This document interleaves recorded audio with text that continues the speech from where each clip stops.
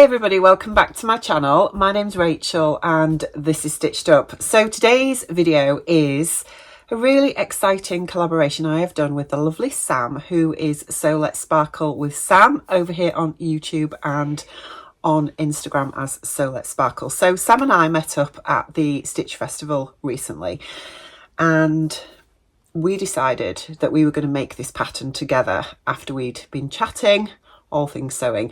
So this pattern was released literally a few days before the Stitch Festival, and honestly when I saw it I almost screamed out loud because it's exactly the pattern, the trouser pattern, that I've been searching for quite a while. So I have made a few different trouser patterns. I'm still trying to find the holy grail. I've got a few that I absolutely love. One of my current favourites, as you know, is the Lane Pants by Sydney Graham, because they are such a easy pattern to sew, but they fit my body shape really well. So I'm pear-shaped. I have quite a small waist but really big hips. Well, not really big, but in proportion to my waist, etc. And that can be really challenging to fit trousers, because if I make easy fitting trousers like elastic waisted trousers, those kinds of things, trying to get them so that they actually cinch me in at the waist but I can get them on over my hips is always a real problem, and I've come a cropper quite a few times with different patterns for that. So I need really to be making trouser patterns that have a proper opening, whether that is a zip or a fly construction, button up front, whatever. And they do take a little bit more fitting. So we do tend to shy away from fitting trousers, don't we? Because it's a little bit more of a skill to accomplish, I guess. And one of the other issues that I've had, particularly with sewing, is that most of the patterns that are released for trousers tend to be high-waisted. And I get it, I totally get it. As our bodies change over the years, and you know, we tend to want to have trousers that come over the mum tum, and high-waisted just tend to feel more comfortable, I guess, in the fact that, you know, when we wear them day to day and we're sitting and bending and moving about, that they're not constantly sort of digging into areas we don't want them to dig into and that kind of thing. But I don't mind high-waisted trousers, but I'm a bit done with them, if I'm honest. And when I look back and I think back to my sort of mid-20s and early 30s, when the very low slung jeans were in, if you remember that, you know, they were always sort of like really high hip, weren't they, rather than natural waist.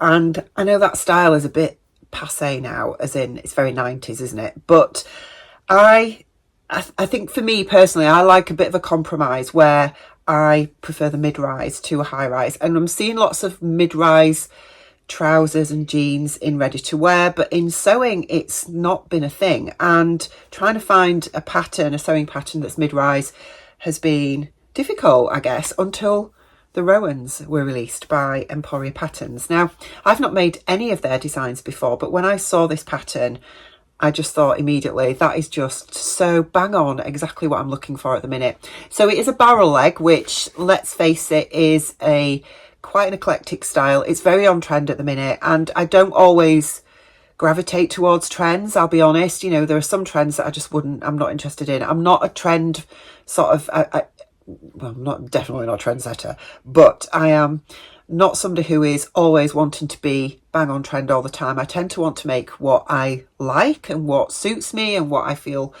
is comfortable for my day-to-day life, I guess.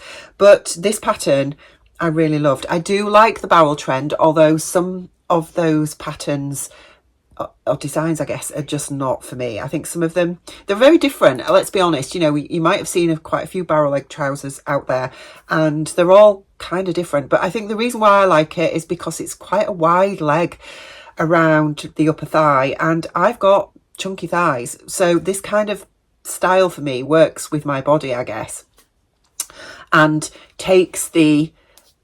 draws the eye away from, you know, when you're pear-shaped and you've got the sort of curvy butt and hips, and then it really comes in again towards your knees, that sort of really accentuated curve is something that I don't always want to show to the world. For me personally, I want to try and disguise that a little bit, I guess, and I think that's why I'm drawn to this leg shape, because it does disguise that. And yeah, I think that's why I love it so much. So anyway, the Roans were released It's a mid-rise trouser pattern designed for woven fabrics, and it's a barrel leg but a nice curve to it, so immediately I was drawn to it. And it has these amazingly chunky belt loops I have not seen on any other pattern anywhere, to be honest, not even in ready to wear. So the belt loops, it's got 2 at the front, 1 at the centre back, and they're really wide and deep. They just look so cool. I absolutely love it. So it's got a yoke at the back as well, which is always classic in a sort of jean style pattern, I guess. And the front leg is a 2-piece front leg, and then you've got these gorgeous big deep curved front pockets as well, and it's fastened with a fly construction.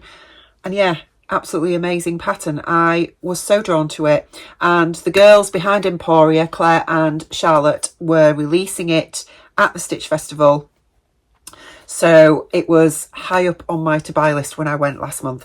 So I purchased the pattern, and then as I was chatting with Sam told me she'd got the pattern as well and she was wanting to make it, so we said, why don't we do a collab together? Here we are with our finished Roans, yes, our finished Roans. So I'm going to chat to you about my thoughts of this pattern. Do head over to Sam's vlog. I will link to it down below in the description box so you can hear all about her thoughts of it as well. We have got these sewn up really quick because we were both itching to make it. And yeah, we were chatting during the process about what we were finding and all that kind of stuff. And I actually want to make this pattern out of the Fabric Godmother striped denim that I bought. I will put a picture of it here because I haven't got it to hand at the moment, so I don't quite know where I've put it. But yeah, I want to make this pattern out of that denim, but that denim was £19 a metre, and I just wanted to twirl these first. So I bought this really lovely denim. I mean, you can see my trousers here because I've just ironed them, pressed them for you because I've been wearing them and they're all creased, so I thought I'd better press them before I show you. But yes, this is the denim that I purchased from Boys while I was in York a couple of weeks ago to twirl these with, to make sort of a wearable twirl. This was £10 a metre. It is beautiful. It is a nice, I would say, probably 7-ounce denim, 7-8 ounce denim. No stretch. Or does it have a little bit of mechanical? Oh, it does actually have a little bit of mechanical stretch in there. And it is got like a bit of a brushed feel. It's very much like the Fabric Godmother denim, to be honest. Not quite as heavyweight as theirs, although theirs isn't a heavyweight denim. But it's really lovely. So I bought this. This was £10 a metre. I got myself 2.5 metres of it, and I do have quite a bit left, to be honest. So yeah, I thought I would twirl it in this fabric first. So let me tell you a little bit more about the sizing. So this pattern comes in sizes 6 to 30, which is a waist of 26 inches up to 50 inches and a hip of 38 to 63 inches. So I measure a waist of 28 and my hips are 43. So I went with a size 10 waist, which is 30 inches, and I'll explain why in a second. And I graded up to a size 14 at the hip, which has a finished measurement of 46 inches.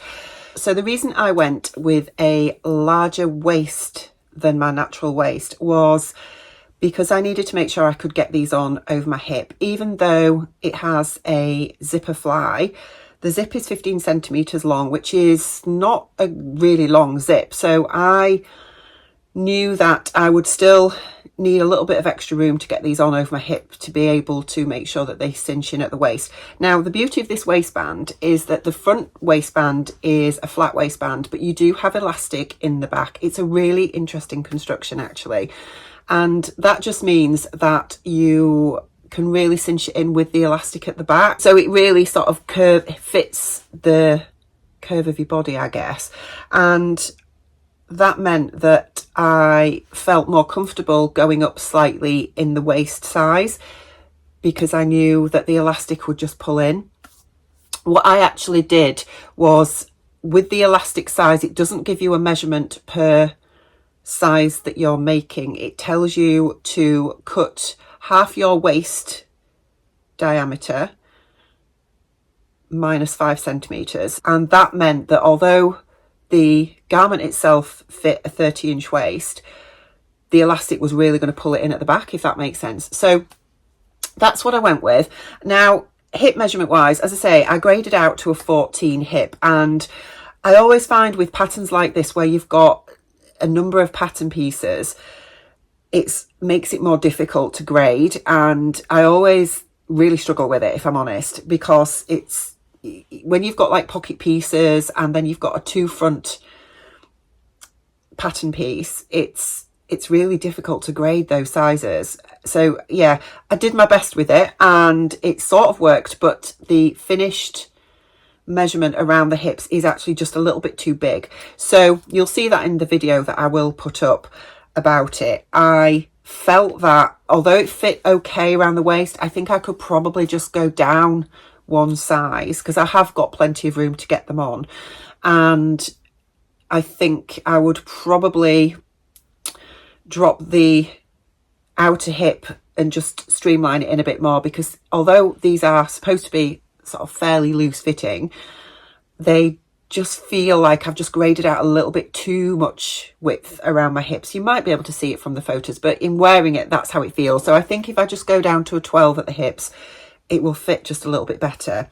So I added 1 inch to the length of the legs because these were designed for around about 5'5", 5'6", I believe, and I'm 5'10", so I knew that they were going to be quite short on me.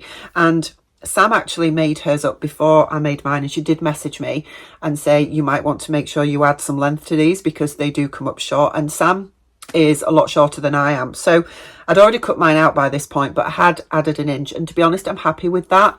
I know that this pattern is designed to be a cropped trouser anyway. It's not designed to be sort of full length, and I'm happy with where these hit on me.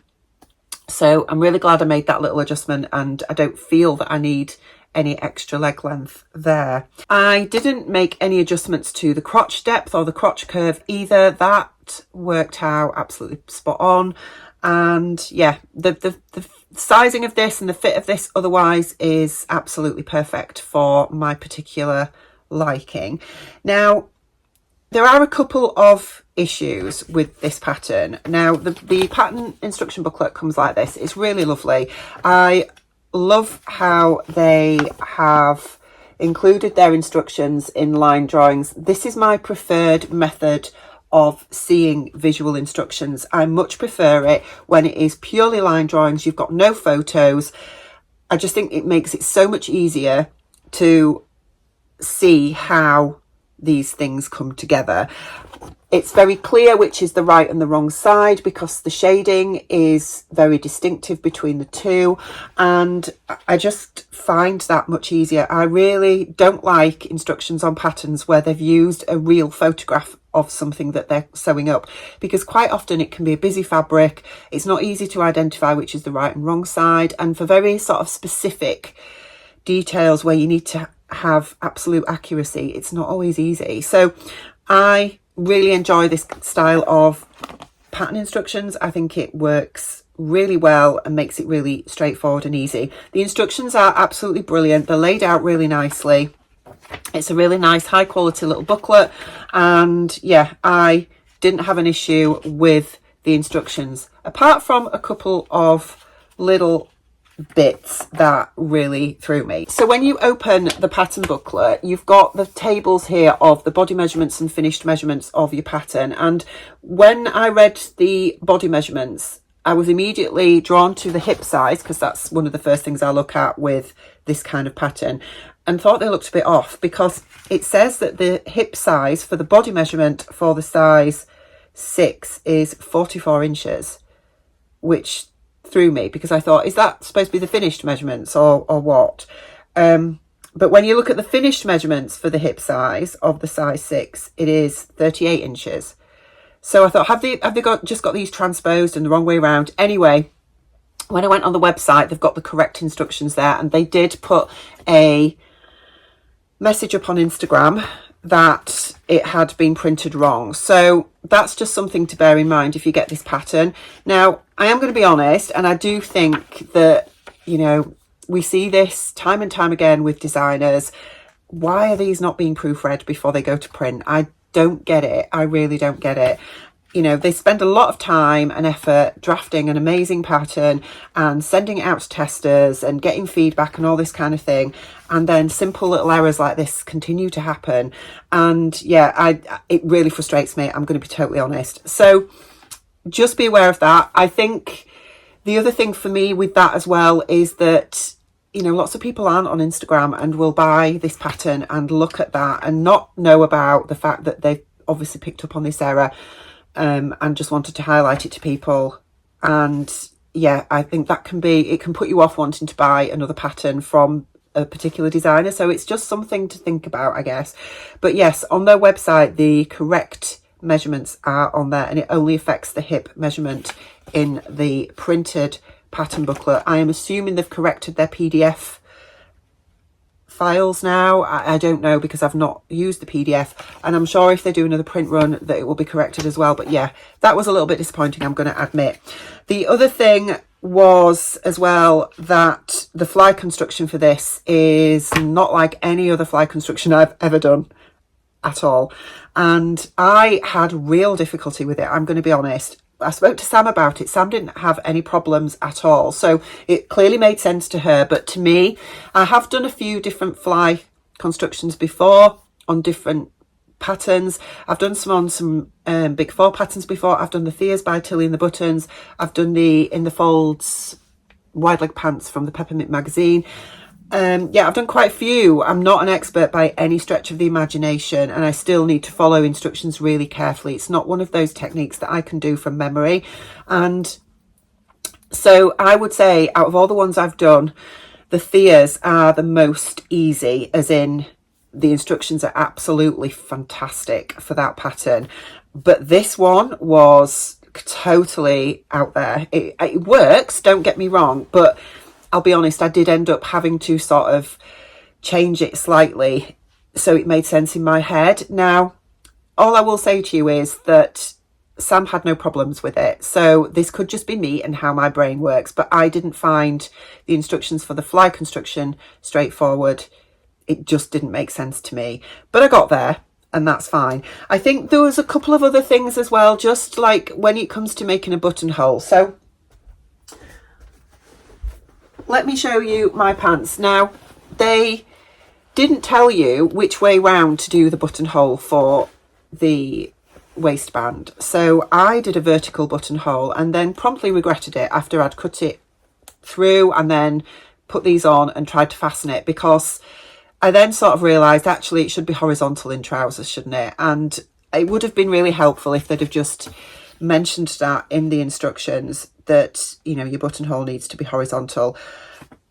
Yeah, that was a little bit annoying for me, because I just went ahead and did a vertical buttonhole, and it's really awkward to get them on and off.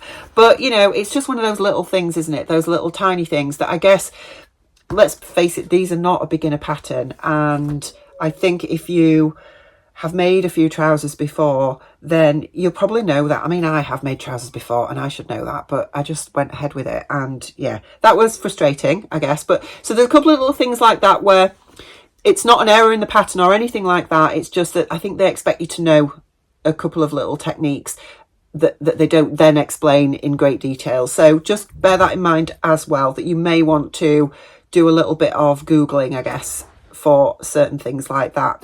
So my Roans, here they are, and you can see how they have this lovely front pocket detail that is joined onto the seam. All the seams are top stitched, and I just think that gives it a really nice sort of finish.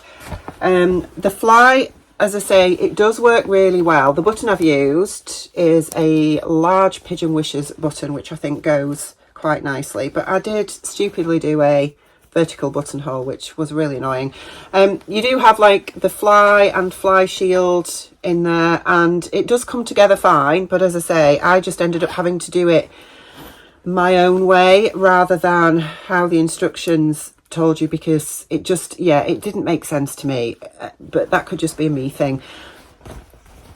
These belt loops are just gorgeous. I love them. You've got these two great big ones at the front, as you can see there, and then at the back you have a great big long one that covers all the centre back seam, and then you have the yoke at the back there, these patch pockets at the back, which I do feel are a little bit small, I'll be honest. I think I would prefer them a little bit bigger, but that's just me. And then the pockets at the front are nice and deep, which are just lovely. And then they've got the barrel leg shape and hemmed at the bottom with a nice deep hem. I have done a blind hem on these. I did consider top stitching them because I felt that, you know, with the design of them and all the top stitching that's already on there, it would look really nice. And I still think that that would look really nice, but I just went with a blind hem for these. And yeah, you've got this detail at the back where you've got the elastic, but what I like about them is when you're wearing them, obviously that stretches out, so it doesn't look like you've got tons and tons of gathering in to a elastic waistband. That's really nice. I have used a Little Rosy Cheeks label in the back, which I think works really well, even though they're contrasting colours. And yeah, I am super happy with them. I definitely want to make them again, and I'm really happy with how they look on me. Now, when I finished these and I tried them on, obviously I hadn't styled them or anything, and my first thought was, oh my word, I'm getting Hobbit vibes from this. And not in a good way. Sam felt a little bit the same, to be honest, and we were like, oh wow, have we just made a massive boo-boo with our fabric choices here? But to be honest, you know, once I've styled it up, I actually really like them. And yeah, I think they are gorgeous. I'm definitely going to make them out of the denim. I'm just going to make those few little tweaks, I think, to the waist and the hips, just to bring them in just a little bit, so they're just a little bit more fitted through the waist and the upper hips. But I think otherwise they are just absolutely gorgeous, and I am super happy with how these have turned out. So that's it, I guess. That's it for my little review of the Roan, and I just wanted to thank Sam for joining me on this little collaboration. It's been really good fun and great to work on a pattern at the same time with somebody else, and you know, with both our unique takes on it and what we found, etc., in real time. It's been really good fun to do that. So do go and check Sam's version out over on her vlog, and I will be back with you really soon. Take care. Bye.